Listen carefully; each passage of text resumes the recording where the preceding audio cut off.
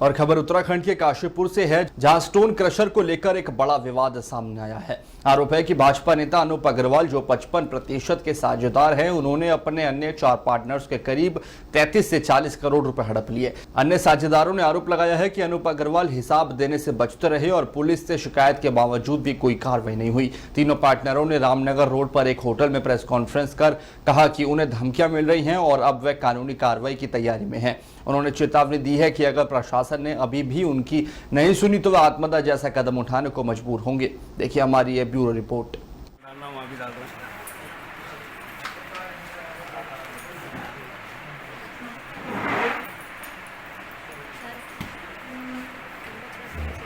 जब हमारा है प्रेशर चल रहा 17 से स्टार्ट हो गया, प्रेशर हमारा प्रोडक्शन में था, 16 में लगाया हमने, तब से उन्होंने हमारा कोई हिसाब नहीं करा।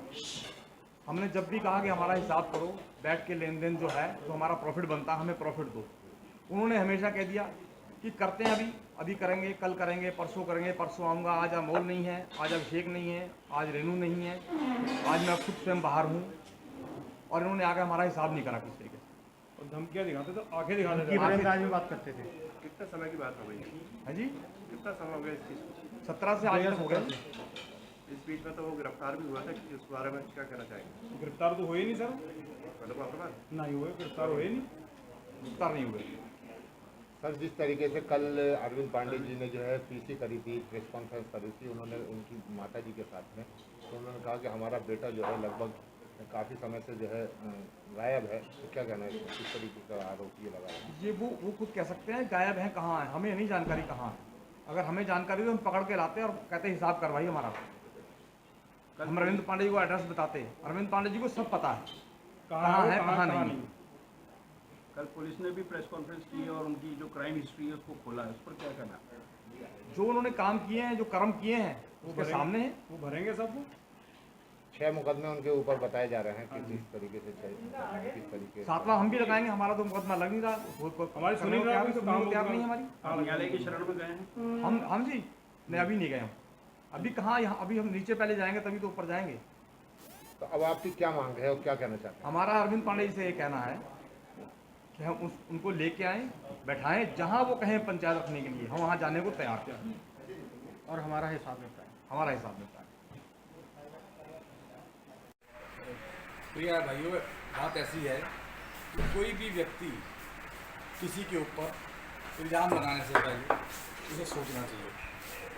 कल हमारे माननीय विधायक अरविंद पांडे जी ने हमारे ऊपर अनूप अग्रवाल के खिलाफ बहुत सारे लक्षण लगाए कि ये गुंडागर्दी से उनका प्रेशर हड़प लिए, ये कर दिया, वो कर दिया, लेकिन हमारी एक बार भी अरविंद पांडे जी ने नहीं सुनी।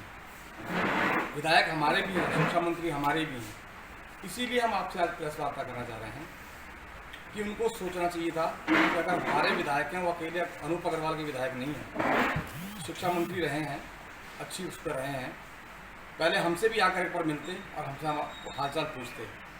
उन्हें कुछ नहीं पता कि हमारे इलाके में क्या हो रहा है।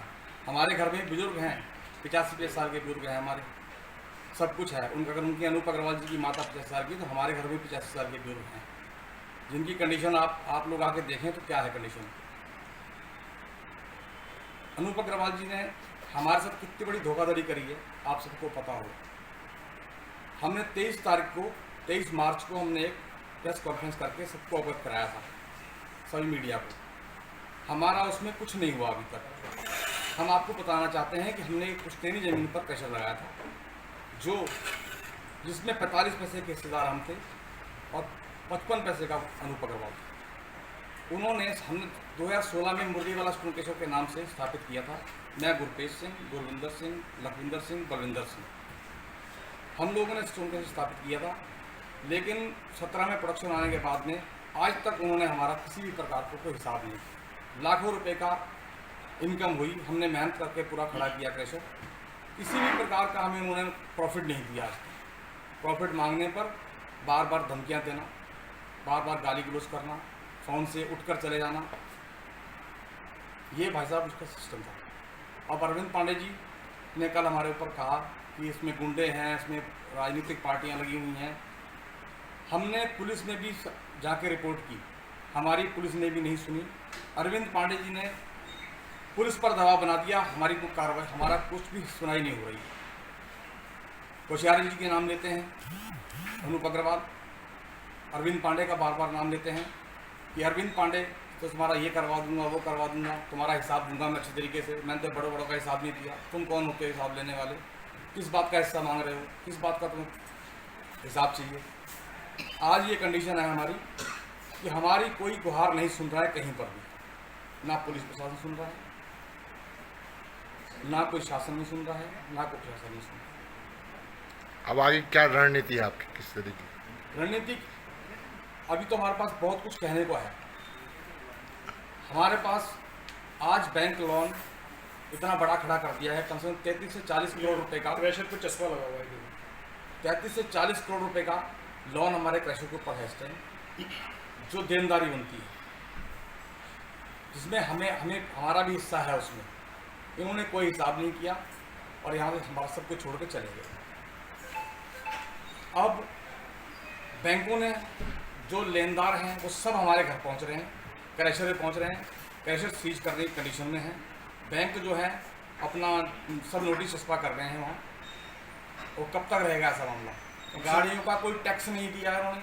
4 साल से जो गाड़ियाँ थी उनका टाटा कैपिटल का लोन, पीएनबी की लिमिट कुछ नहीं दिया है। उन्हें पता तभी तो आए ना यहाँ पे। अगर उन्हें अरविंद पांडे जी को फोन गया है ना, तभी तो आए ना यहाँ पे वो माता जी के पास। अनूप लाला का ही फोन आया होगा उन्हें अरविंद पांडे जी को। तो क्या कहना है इसमें, क्या राजनीति हो रही है? राजनीति हो रही है सर। इसमें बीजेपी के जितने बड़े वो हैं वो ऐसा हो रहा है। सेवा पूरी हो रही है, कोई नाराज ना हो जाए, एक एक चीज खुद सर्व कर रहे हो यार, इतने महंगे कुछ पैसे चलने नहीं कितने ये भजन लगे नहीं यार, खुद भी तो है रोटी का टाइम है। आप लोग पता चले पहले अपना लिखोगा होटल वाले को बिल्कुल वो सेवा सर्व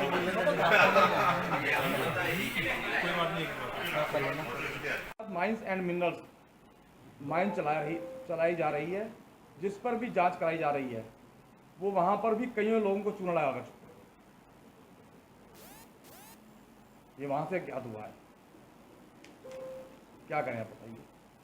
था 45% इसमें हिस्सा था और इन्होंने कोई हिसाब नहीं करा अभी तक हमारा। ठीक, उसके बाद ये उस टाइम से जब हिसाब के लिए बोलते थे ये आंखें दिखाते थे मोटी मोटी, और उसके बाद ये हिसाब के लिए बोलते थे तो आगे से गाली भी देते थे, धमकाते थे, जान मारने की धमकी देते थे। उसके बाद ये भाग गए, हिसाब के लिए बोलते थे बार बार। और क्रैशर पूरे कर्जे में है इस टाइम। बैंक का लोन है और नाम क्या इसका स्पेयर पार्ट का है, और गाड़ियों पे लोन है, टैक्स है गाड़ियों का। कोई सब ऐसे ही हमारे घर पे आके 40 से 50 आदमी रोज सुबह से चक्कर मारते हैं हमारे घर पे। लगभग कितना पैसा अभी आपका जो है लगभग कितना निकल रहा है उनकी तरफ से? हमारा 30 से 40 करोड़ रुपए लगभग है, हिसाब है। अरविंद पांडे जी का ये कहना था प्रेस कॉन्फ्रेंस के दौरान कि जो उनका पैसा है, जो उनका व्यवसाय है, जो उनका क्रैशर है, वो कहीं ना कहीं गलत तरीके से गुंडागर्दी पुलिस के माध्यम से वो कुछ लोगों के नाम करने के लिए ये सब कुछ किया जा रहा है। नहीं, कुछ नहीं है इसमें। ऐसा कुछ नहीं है। हमारे घर पे क्रैशर लगा हुआ है, हमारी प्रॉपर्टी पे लगा हुआ है। हमारी खुद की निजी जमीन में तीनों की में वो क्रैशर लगा हुआ है, और 3 साल के लिए लीज थी। इन्होंने 30 लाख बता रहे 30 साल के लिए लिखवा रखी है। 3 साल के लिए लीज थी। आपने कहाँ प्रार्थना पत्र दिए इसको लेकर के? जी सर, हमने इनसे प्रार्थना पत्र क्या आपके उस दिन 23 फरवरी को आपसे कॉन्फ्रेंस भी हुई थी, उसके बीच में हमने चौकी में भी कहा, थाने में भी कहा, हमारी कहीं सुनवाई नहीं हुई। तो क्या कोर्ट की शरण ली आपने अभी तक? नहीं, कोर्ट की शरण नहीं ली अभी। तो अब आगे की क्या रणनीति आपकी?